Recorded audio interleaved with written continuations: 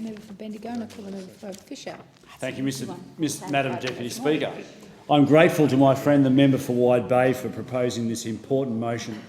He has spent his entire working life serving the people of Queensland, upholding the law with honour in the Queensland Police Service.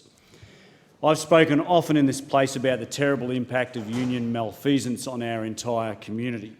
The cost blowouts, the delays, the damage to productivity, the undermining of the rule of law, the intimidation, corruption and bullying.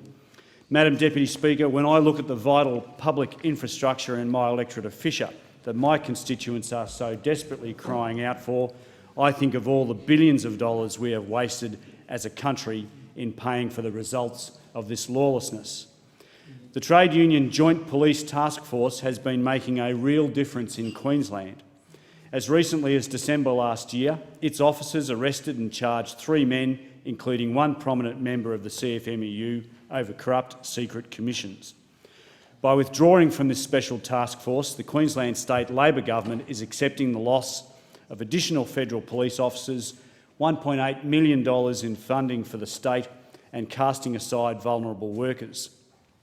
The very workers that the unions are supposed to represent. There is no doubt that the union movement has enjoyed preferential treatment and access to the Queensland Labor Government.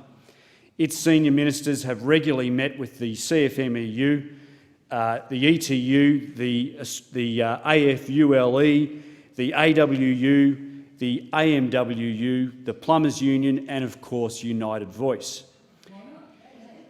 Well, why not? Why not? Why not, you say? Why not, you say? But let's see that sort of reciprocal access to business. And the unions have certainly expanded the number of people they claim to represent since this state Labor government's election. The Labor government has gone on a hiring spree since they were elected. That's certainly one way of pushing down the unemployment figures. It's also a good way to get more people into the public sector union movement. The most recent figures, which are for the quarter ending September 2016, demonstrate that the Queensland Labor government employs a record number of bureaucrats, 212,853 full-time equivalent employees to be precise. This compares with 196,856 in the months before they were elected. 16,000 new public sector employees, or more accurately, many more than that, since many of these would be full-time equivalent workers, will be made up of multiple part-time employees. Who's paying for these employees? Of course, it's the Queensland taxpayer. However, expanding the potential market for unions with new state employees wasn't enough for this state Labor government. Madam Deputy Speaker, you also need to increase your conversion rate to really make your money. So in May 2015, the Palaszczuk government reintroduced the Union Encouragement Policy. For those who don't know how the Labor-Union Alliance works, this policy document makes for eye-opening reading. It commits the government machinery in Queensland to encouraging union membership. It also gives unionists time off, paid for by the government, to learn how to become better unionists.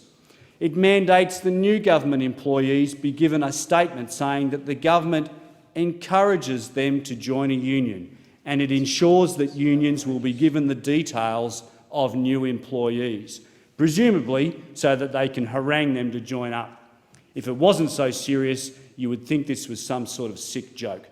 Yet the Palaszczuk government has got away with it, without so much as a whimper. An Australian Bureau of Statistics survey of 2013 suggests that more than 40% of public sector employees were union members, when the figure across the board is only half that. That is 1 in 5. If that percentage holds up for the government's new employees, the union movement in Queensland looks set to make millions from their expanded membership. The Queensland State Labor government should be ashamed of this clearly self-serving decision, which has at its very rotten core a Queensland taxpayer-funded protection racket for their union mates. We've just seen last week the ACTU Secretary Sally McManus in her entirely misguided a la carte views on the rule of law. This House should condemn the Queensland Labor government's decision and we and the media should continue to shine a bright light on their now The honourable state-sponsored member's world time of has union expired. lawlessness. I call the member for more.